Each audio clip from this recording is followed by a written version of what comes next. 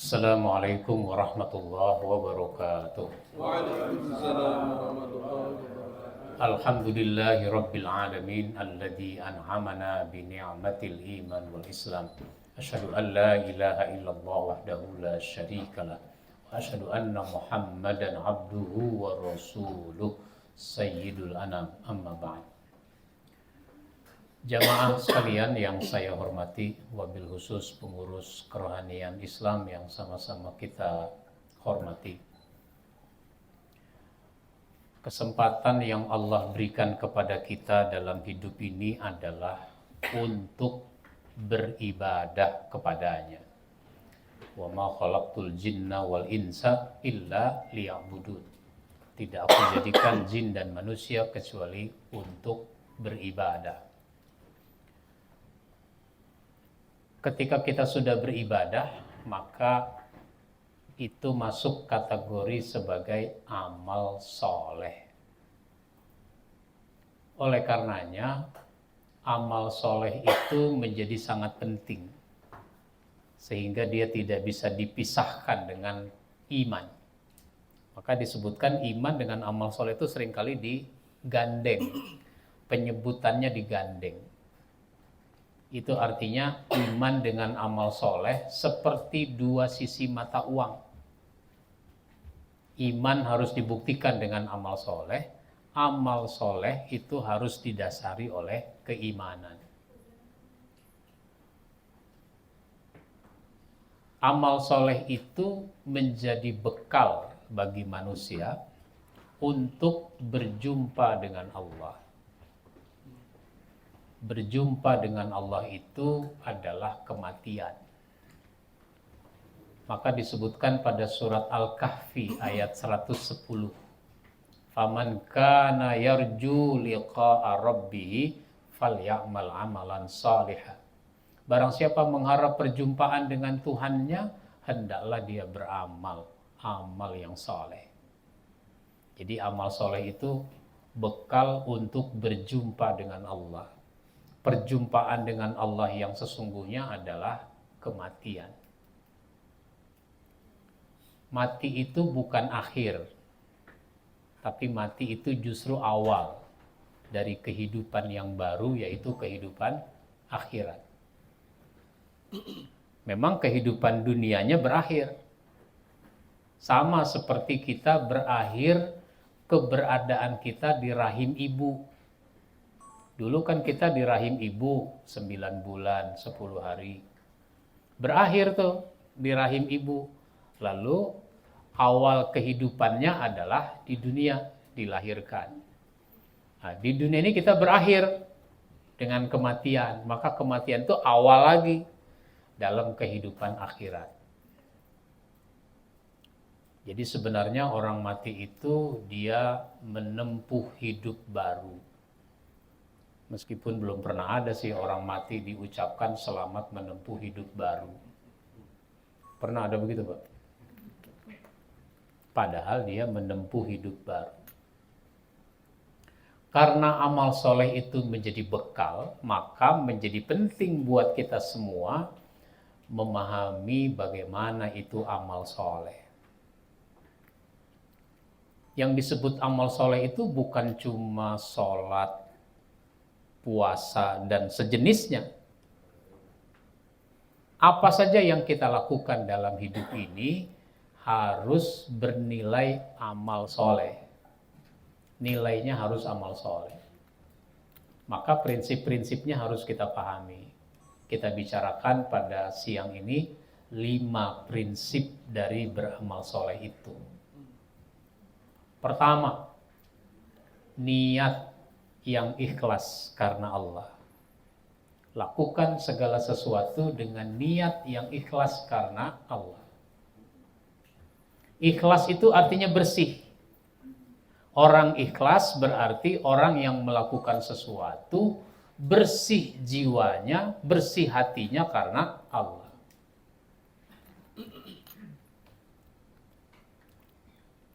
Meskipun begitu, kalau orang ikhlas bukan berarti dia harus sembunyi-sembunyi melakukan sesuatu. biar supaya tidak dilihat orang. Karena kalau dilihat orang nanti orang memuji. Kalau memuji, saya ini tidak siap mental. Seneng saya kalau dipuji, tambah semangat kalau dipuji. Ya, enggak semua amal bisa disembunyikan. Misalnya, seseorang mau pergi ke masjid. Dia ikhlas mau pergi ke masjid untuk sholat berjamaah. Cuma kalau saya ke masjid, saya mesti melewati rumah-rumah tetangga. Saya khawatir nanti ada tetangga yang lagi duduk-duduk di teras rumahnya, melihat saya ke masjid, nanti dia memuji saya lagi. Daripada bakal dipuji, mendingan saya sholat di rumah. Nah, bukan begitu. Makanya ikhlas tidak boleh menghambat kita untuk beramal. Dengan maksud ikhlas, itu jangan jadi hambatan untuk beramal. Akhirnya dia jadi sholat di rumah, nggak ke masjid. Saya mau sedekah, tapi saya khawatir dipuji orang. Saya nggak siap mental. Daripada bakal dipuji orang, mendingan saya nggak sedekah. Bukan begitu. Jadi niat yang ikhlas karena Allah. Maka kalau kita mau memuji orang, pujilah di depan orang lain. Jangan dipuji di depan dirinya. Karena dia tidak siap mental, dia jadi GR, dia jadi senang. Satu, kalau kita sudah ikhlas, amal yang berat itu akan terasa jadi ringan. Tapi orang yang tidak ikhlas, jangankan yang berat, yang ringan juga jadi berat. Menyembelih kambing pada hari raya Idul Adha, berat apa ringan? Beli kambing seharga 3,5 juta misalnya, berat apa ringan? Ya, kalau orang ikhlas ringan, mengeluarkan 3,5-4 juta untuk beli kambing. Nah, tapi kalau orang tidak ikhlas, berat rasanya. Sayang sama uangnya. Akhirnya dia tidak berkorban. Padahal dia mampu. Sebenarnya mampu. Beli HP 5 juta aja mampu. Satu. Yang kedua, sesudah niat yang ikhlas karena Allah, caranya benar. Lakukan segala sesuatu dengan cara yang benar. Jangan menggunakan cara-cara yang tidak benar. Contohnya bagaimana tuh? Saya ingin berkorban hari raya Idul Adha. Cuma saya kan nggak punya uang sebanyak itu. Biar supaya punya uang, saya mau nyolong dulu. Nanti kalau udah berhasil mencuri, saya akan beli kambing. Doain ya Pak, supaya saya berhasil ini nyolong. Minta didoain lagi nyolong. Sesudah berhasil dia mengucapkan Alhamdulillah berhasil. Nyolong tapi Alhamdulillah. Nggak bisa begitu. Jadi caranya mesti benar. Sholat itu amal soleh. Tapi sholat harus dilakukan dengan cara yang benar. Kalau tidak, nggak jadi amal soleh. Misalnya, di antara caranya, orang sholat itu harus menutup aurat.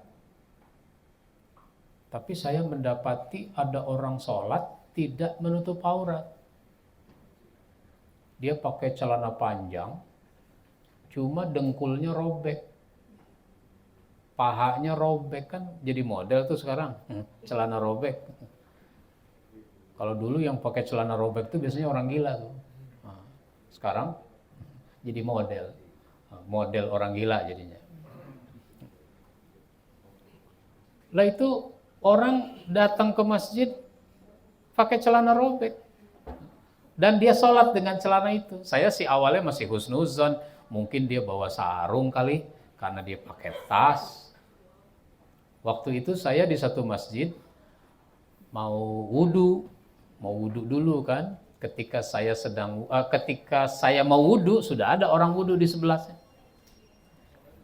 Nah, karena wudu itu menunduk, maka saya melirik juga, oh ini orang celananya robek.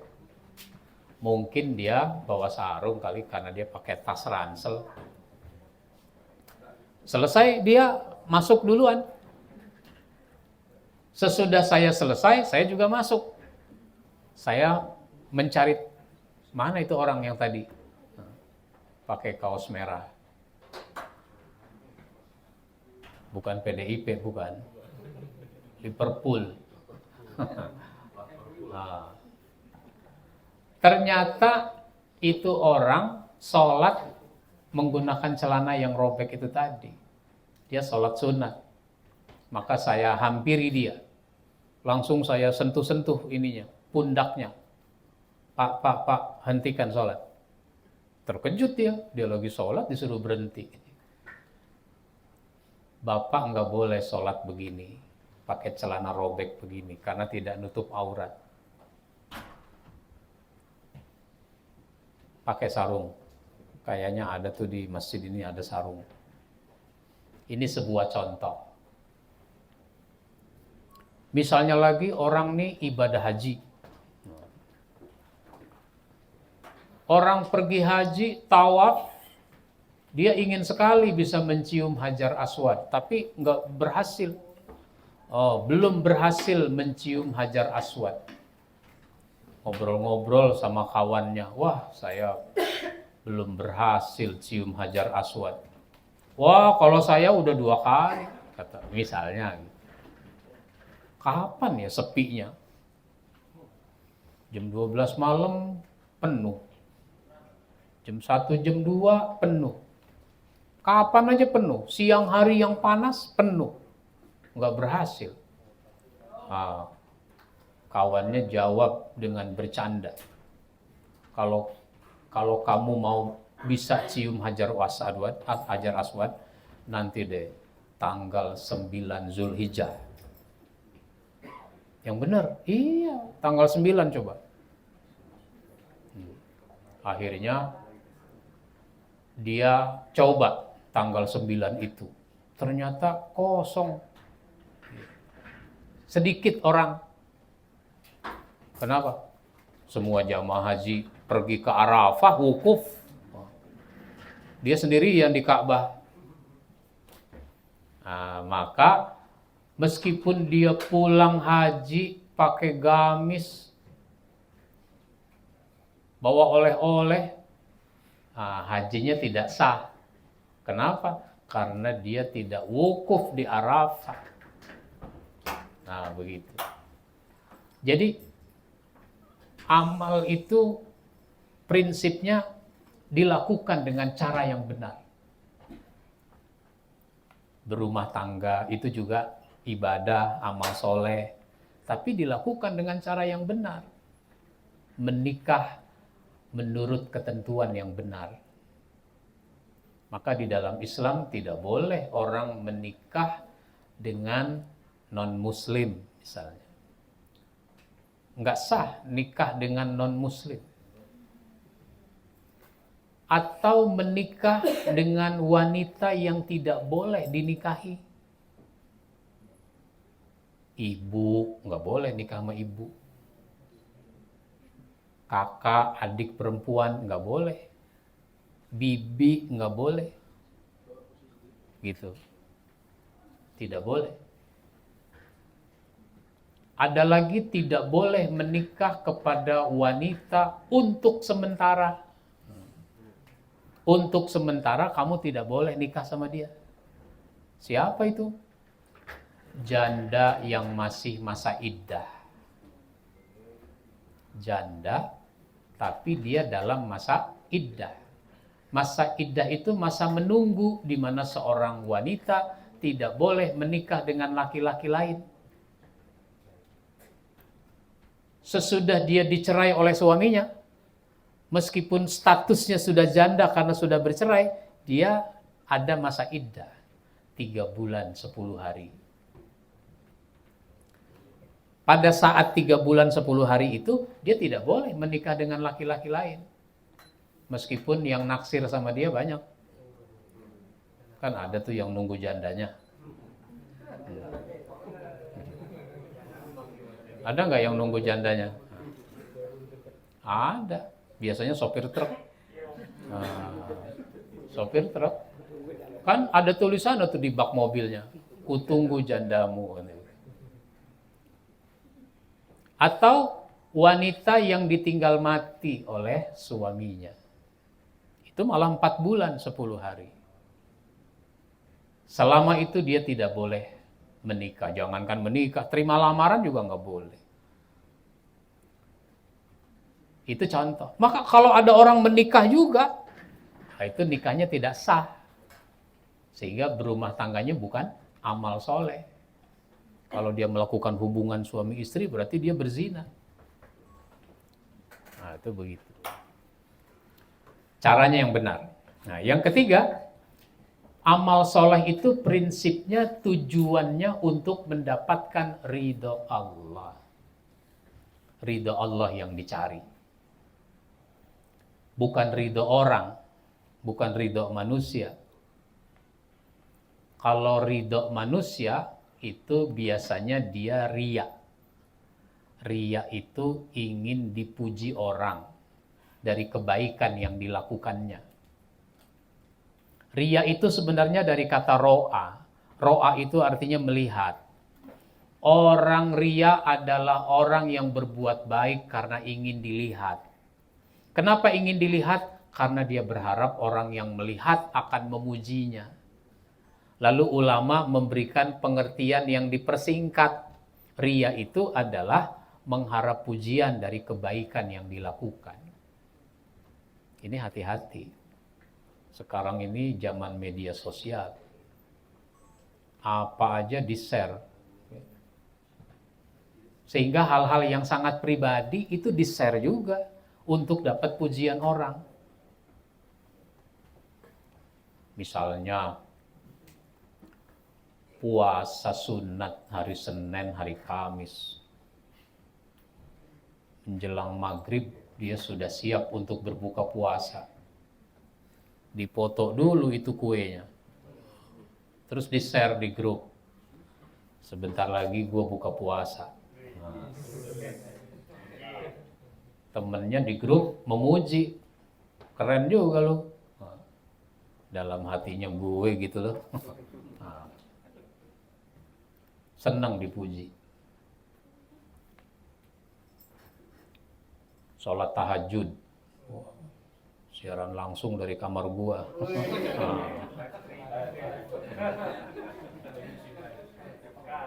Ya. Yang sangat pribadi mah jangan di-share, jangan dipublikasikan. Kalau bulan Ramadan buka puasa bersama, dipoto, di-share nggak apa-apa. Kenapa? Semuanya juga puasa. Kalau Senin Kemis mungkin lu doang kan gitu. Jadi tujuannya untuk mendapatkan ridho Allah. Maka kalau orang memuji, kembalikan kepada Allah. Allah yang lebih berhak untuk dipuji. Maka tadi saya bilang kalau mau memuji orang, di depan orang lain.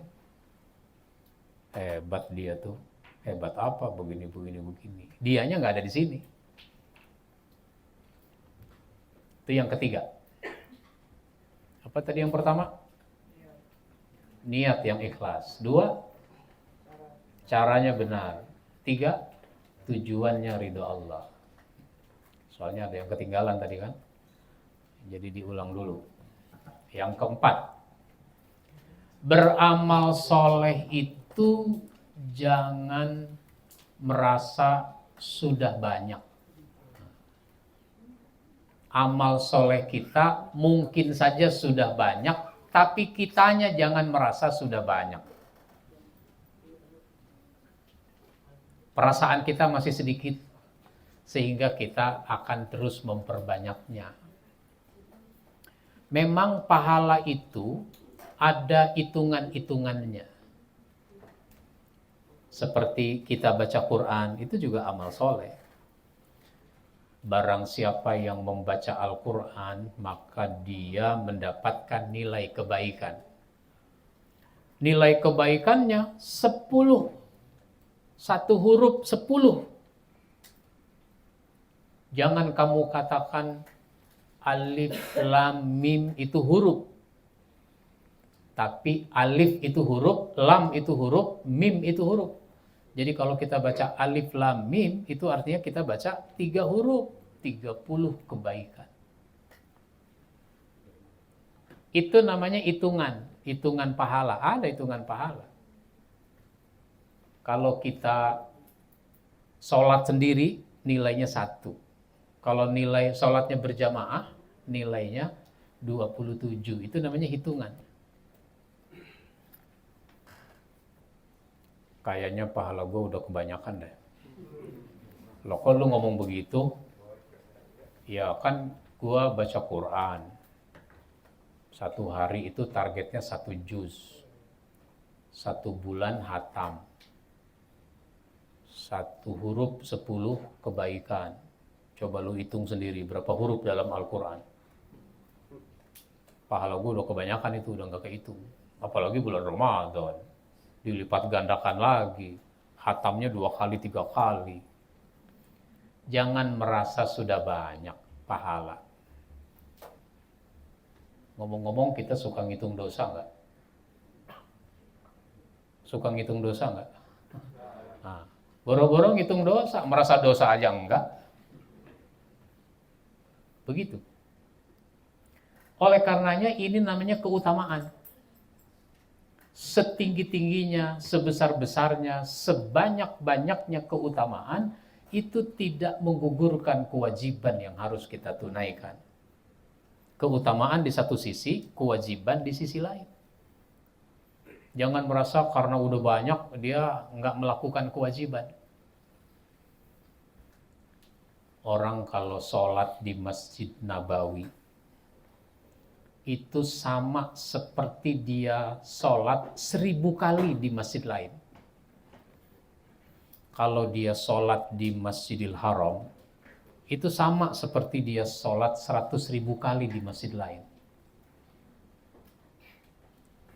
Makanya pulang dari sana, gue udah nggak sholat lagi. Kenapa? Dari sana juga udah kebanyakan. Itu namanya keutamaan yang sebanyak-banyaknya, sebesar-besarnya, itu tidak menggugurkan kewajiban. Sama kayak orang apa? Pada dirinya, dia membutuhkan vitamin, apalagi, macam-macam lah itu. Nah, terus dengan memakan 1 kapsul ini, oh itu sudah mengandung sekian vitamin, sekian karbohidrat, segala macam. Apa terus dia jadi nggak makan? Cukup segini aja nih, satu butir kapsul. Enggak, dia tetap aja makan. Begitu pula dalam konteks ibadah. Jangan merasa sudah banyak. Mestinya merasa sedikit. Dalam konteks inilah nanti ada namanya fastabiqul khairat. Berlomba-lomba dalam kebaikan. Dulu Umar bin Khattab datang ke rumah Nabi. Mau ngapain? Dia bawa kantong isinya uang. Ya Rasul, saya mau infak. Ini diterima. Diterima oleh Nabi. Dibuka kantongnya, ternyata isinya banyak. Nabi merasa perlu bertanya, untuk kamu sama keluarga apa yang disisakan? Oh, untuk kami ada segitu lagi ya Rasul. Jadi rupanya Umar menginfakkan 50% dari uang yang dia punya. Pernah nggak kita infak 50% dari uang yang kita punya? Nah, belum pernah. Ya. Punya 10 juta diinfakkan 5 juta gitu. Ya. Nah, nggak lama kemudian datang Abu Bakar As-Siddiq. Ternyata Abu Bakar datang ke rumah Nabi, maksudnya sama dengan Umar itu. Dia bawa kantong isinya uang, ya Rasul, saya mau berinfak. Ini diterima. Diterima, dibuka, ternyata jauh lebih banyak dari yang diberikan oleh Umar. Sehingga Rasul merasa perlu bertanya juga, untuk kamu sama keluarga apa yang disisakan? Kata Abu Bakar, untuk kami janji Allah dan Rasulnya. Itu artinya Abu Bakar menginfakkan 100% dari uang yang dia punya. Ya kalau kita nggak usah begitu. Karena Abu Bakar itu seorang pedagang. Mental pedagang sama pegawai kan beda. Kalau pedagang hari ini sekarang duitnya habis nggak apa-apa. Nanti kan dagang lagi. Dapat lagi. Besok dagang lagi, dapat lagi. Kalau pegawai baru gajian tanggal 1 diinfakkan semua. Dapat lagi kapan? Bulan depan. Sekarang mau gajian nggak tanggal 1 ya? Tanggal berapa? Tanggal 25. Iya. Makanya tanggal 3 udah koma.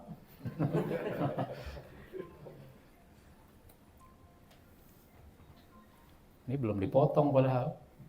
Belum dipotong tapera, udah koma.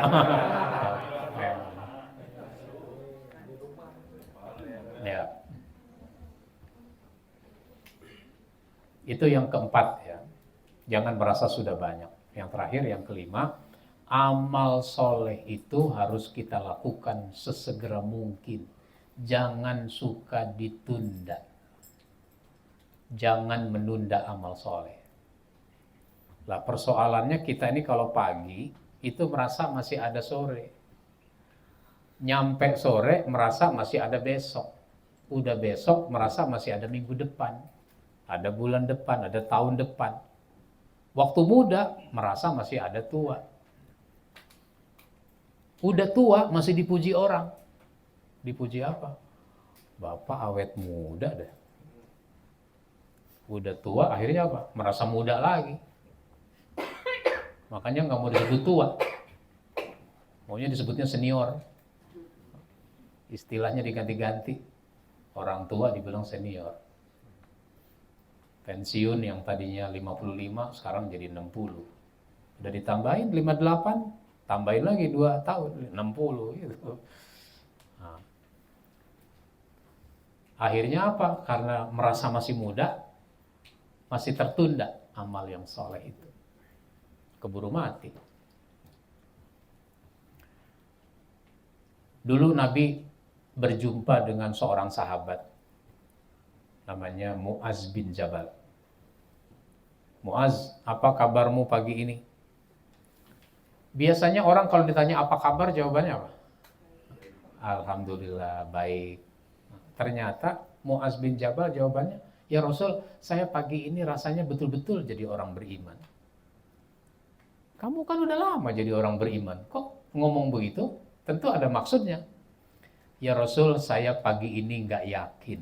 Nanti sore saya masih ada umur apa tidak. Kalau sampai sore saya ada umur, saya nggak yakin. Besok saya masih ada umur apa enggak. Maka dengan perasaan seperti itu, Mu'az bin Jabal tidak suka menunda-nunda amal. Nah, maka apa yang harus kita lakukan, lakukanlah sesegera mungkin. Jangan suka ditunda. Karena nanti kalau ditunda kita bisa kehilangan motivasi. Kalau dilakukan di awal kan semangat. Tapi kalau udah tertunda, itu kurang semangat. Bahkan makin udah nggak semangat lagi. Itu namanya kehilangan motivasi. Nah, yang kedua, kehilangan keutamaan. Kalau kita lakukan di awal, itu keutamaannya besar. atau ada keutamaannya. Tapi kalau sudah tertunda bisa hilang keutamaan itu. Misalnya hari Jumat. Hari Jumat itu laki-laki harus sholat Jumat. Sholat Jumat itu datangnya segera. Datangnya segera. Batas akhir kedatangan itu adalah saat khotib naik mimbar. Itu udah batas akhir. Maka yang datang khotib udah naik mimbar, itu namanya udah terlambat. Kalau terlambat, malaikat udah nggak catat. Kenapa malaikat nggak catat? Karena yastami'una zikra. Malaikat itu mendengarkan khutbah. Dia nggak mau terganggu urusan catat-mencatat. Lah ini banyak orang kalau ibadah Jumat datangnya telat. Saya udah naik mimbar, masih ada di jalan tuh jamaah. Saya udah khutbah 5 menit, masih wudhu. Ada yang masih kencing. Khutbah tinggal baca doa.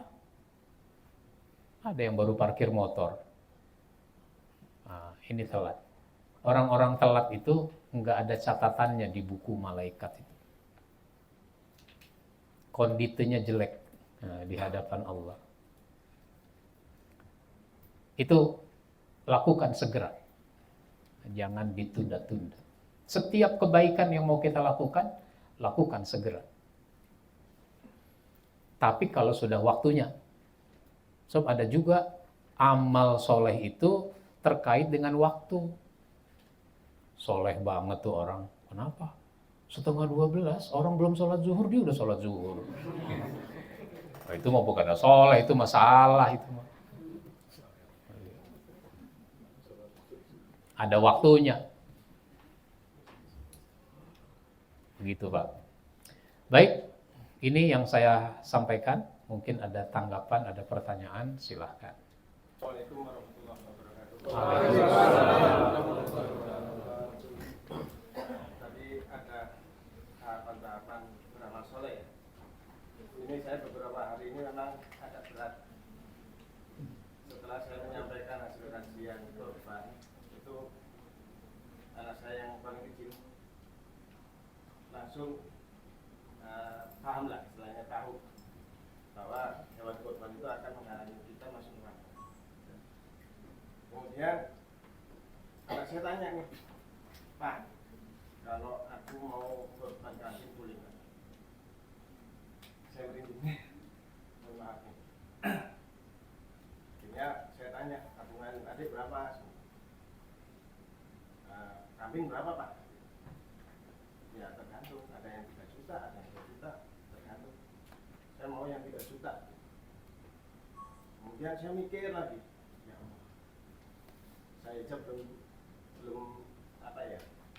mengikhlaskan anak saya untuk korban. Padahal saya sudah korban sekeluarga. Tadi pagi saya ditagih lagi habis subuh, Pak, gimana sih kok nggak direspon? Kemudian saya berpikir, ya apa benar anak saya ini? Kemudian kakaknya yang sudah kuliah ngomong ke anak saya, hati-hati lo, ingatnya nanti salah. Enggak, aku mau korban.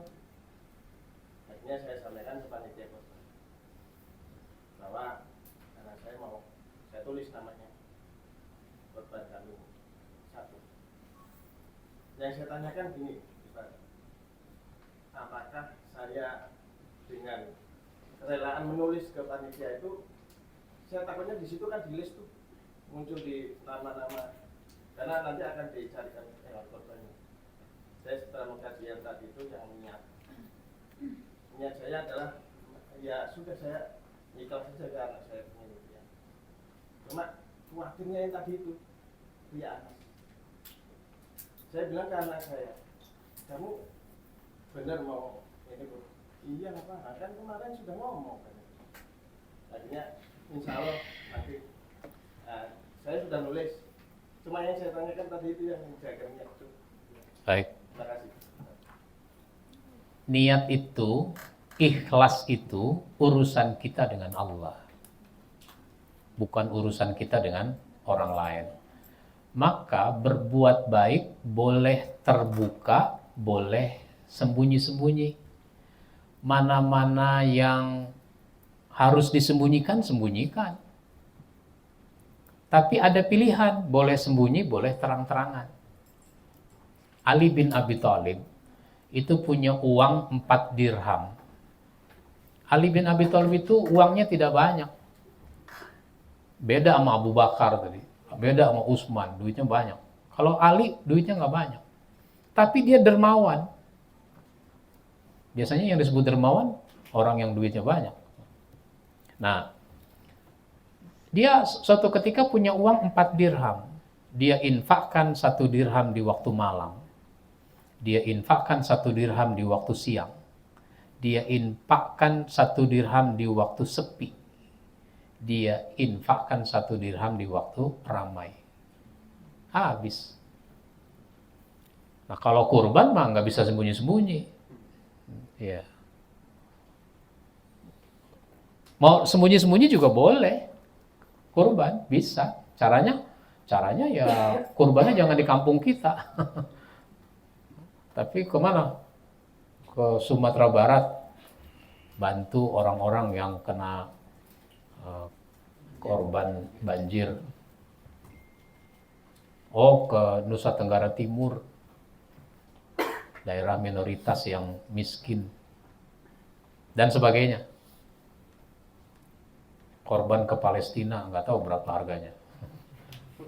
Iya. Nah, itu begitu.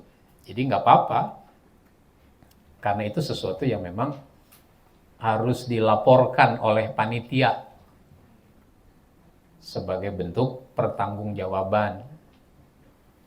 Nah, kalau kita ngasih uang ke pengurus masjid untuk infak, ya pengurus masjid harus berikan kwitansi. Tapi kalau nggak mau kwitansi, nggak usah disebut-sebut, ya masukkan aja ke kotak. Begitu. Sekarang udah pakai barcode, ada juga. Begitu Pak. Baik. Silahkan, ada lagi. Silahkan ya. Assalamualaikum warahmatullahi wabarakatuh. Waalaikumsalam. Maaf Pak Ustaz, pertanyaan saya yang membangun Ka'bah dan melaksanakan kurban kan Nabi Ibrahim dan Nabi Ismail. Ya. Pertanyaannya adalah Nabi Isa kan juga Muslim kan? Apakah dia melakukan ibadah haji dan kurban? Apakah ada sejarahnya gitu loh? Ya. Karena nggak pernah dengar. Ada perbedaan persepsi dalam sejarah antara orang Islam dengan orang Kristen. Kalau di dalam Islam yang disembelih itu adalah Ismail. Orang Kristen bilangnya Ishak. Gitu. Yang jelas dua-dua ini adalah nabi. Nabi Ibrahim sudah lama pengen punya anak. Sampai istrinya dalam hitungan manusia kecil kemungkinan bisa hamil. Karena sudah masuk kategori tua. Maka Nabi Ibrahim menikah lagi dengan seorang wanita bekas budak, Siti Hajar. Hamil, lahirlah Ismail. Lalu dalam perkembangannya ternyata Sarah juga hamil, lahirlah Ishak. Dua-duanya jadi nabi. Maka apa yang menjadi syariat dari Nabi Ibrahim tentu saja dilaksanakan oleh Ishak, bukan hanya oleh Ismail. Jadi dua-duanya Muslim, tunduk patuh taat kepada Allah. Ketika masalahnya Ishak itu adanya di Palestina, sedangkan Ismail adanya di Mekah. Kan Nabi Ibrahim itu punya 2 istri, satu di Palestina, satu di Mekah. Sehingga dia mengunjungi istrinya itu dalam hitungan tahun. Karena Mekah Palestina kalau perjalanan naik unta itu sekitar 1 bulan. Jalannya 1 bulan.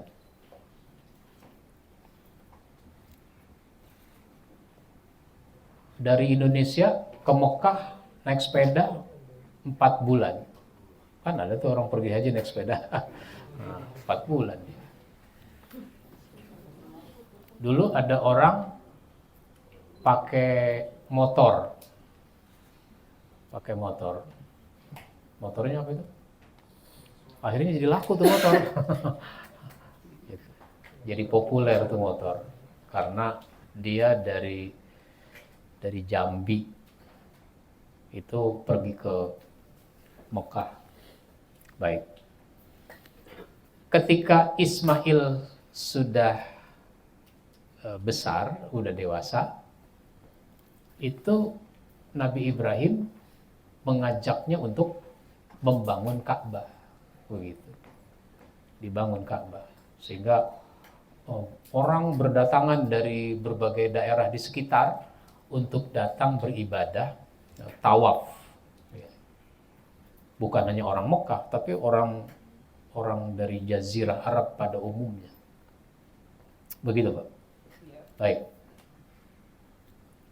Ada lagi?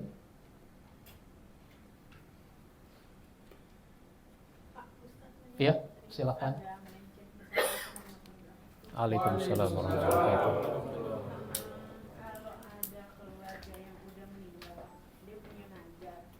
Kita sebagai keluarga yang masih hidup harus istilahnya nazarnya itu kita penuhi atau memang ya udah gitu.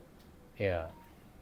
Kalau orang bernazar, maka wajib dilaksanakan nazar itu selama nazarnya baik, benar.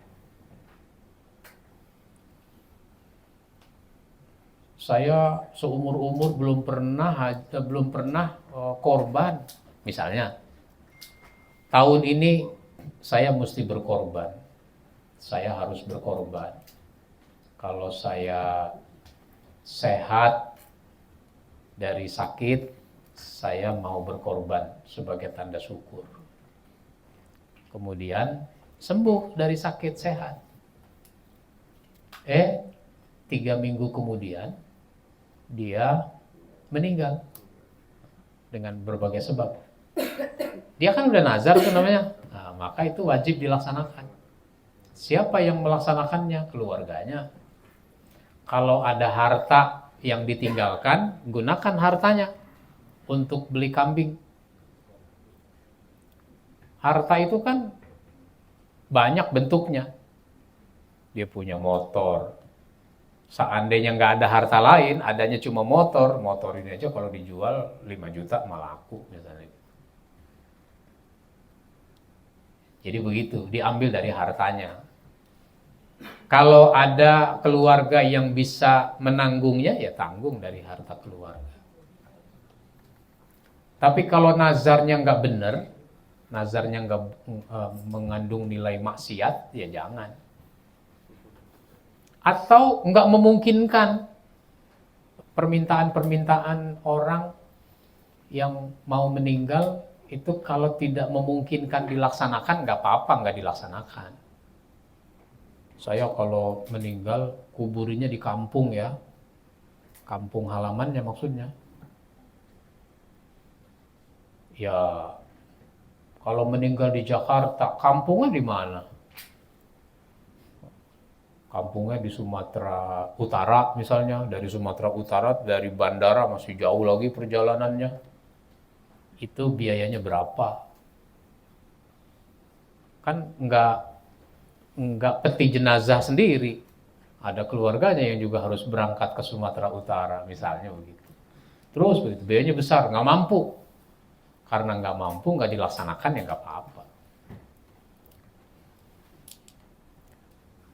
Kalau tanah saya laku, dijual, saya mau pergi haji.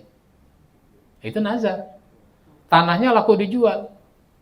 Sebelum waktunya haji, dia meninggal. Nah, maka dia wajib dilaksanakan hajinya.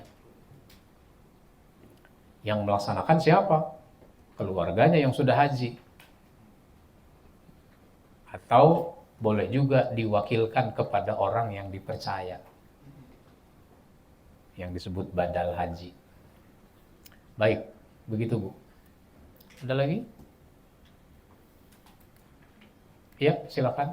Assalamualaikum Ustaz. Waalaikumsalam. Ini kita kan bicara tentang beramal soleh ya Ustaz. Di antara 5 itu kan caranya harus benar. Bagaimana kalau amal yang dilakukan itu uangnya itu didapatkan dari menurut dia halal, tapi kita kan sebenarnya tahu nih Ustaz, dia bekerja di salah satu lembaga pemerintahan yang dimana kadang-kadang ada uang pelicin. Nah, uang pelicinnya itulah yang dipakai oleh dia untuk beramal soleh. Tapi amal solehnya memang nggak nanggung-nanggung Ustaz. Dia itu banyak anak yatimnya, lalu banyak yang bangun masjid gitu. Itu bagaimana hukumnya ya Ustaz? Ya.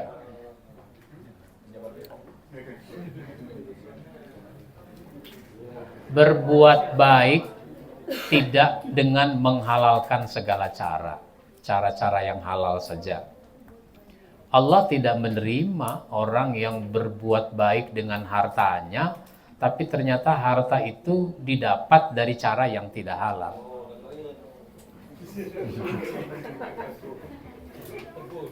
Nah, orang yang disebut tadi dia menjadi pegawai, dalam kepegawaian ternyata ada dia dapat yang disebut uang pelicin, uang sogok. Bahasa kita memang macam-macam ya. Itu namanya uang sogok. Nggak boleh orang menerima uang sogok. Ada orang bekerja di kantor pajak. Kantor pajak. Dia nggak tahu uang itu dari siapa. Ada aja tuh di mejanya. Nah, ketika dia nggak tahu uang itu dari siapa, lalu mau dikembalikan ke siapa? Mau dipakai oleh dia, nggak mau dia. Akhirnya dia menggunakan dana itu untuk dana sosial. Ya kalau begitu boleh, karena nggak jelas. Kalau jelas dia minta disogok, itu yang tidak boleh. Maka dia tidak mau manfaatkan uang itu. Meskipun kata kita dia berbuat baik, ya di mata Allah dia tidak berbuat baik. Karena berbuat baik itu dari harta yang halal. Lalu dari mana dia mengatakan ini halal kok? Ya, kalau dia udah tahu itu uang pelicin, uang sogok, ya nggak boleh juga. Atau uang yang didapat dengan cara manipulasi. Kadang-kadang suka begitu ya. Misalnya orang tugas ke daerah. Tugasnya berapa hari? Tugasnya 2 hari. Tapi laporannya 5 hari. Laporannya 5 hari. Dibuatlah sedemikian rupa administrasinya.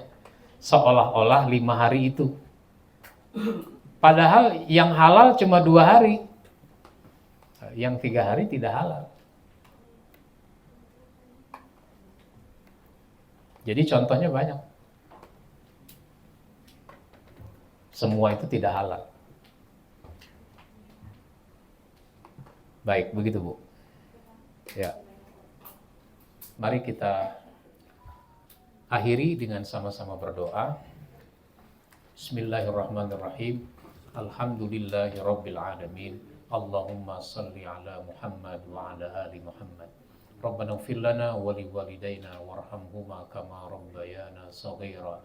Wa li jami'il muslimin wal muslimat wal mu'minin wal mu'minat. Al-ahya'i minhum wal amwat innaka sami'un qaribun mujibu da'wati ya qadiyal hajat. Ya Allah ya Tuhan kami, ampunilah dosa kami, ampunilah dosa orang tua kami, Sayangi mereka sebagaimana mereka menyayangi kami sejak kami masih kecil. Ya Allah, ampuni juga dosa kaum muslimin, muslimat, mukminin, mukminat, baik yang masih hidup maupun yang telah wafat. Allahumma arinal haqqa haqqa warzuqna ittiba'ah wa arinal batila batila warzuqna istinabah. Ya Allah, tunjukkan kepada kami yang benar itu benar dan berikan kekuatan kepada kami untuk melaksanakan kebenaran itu.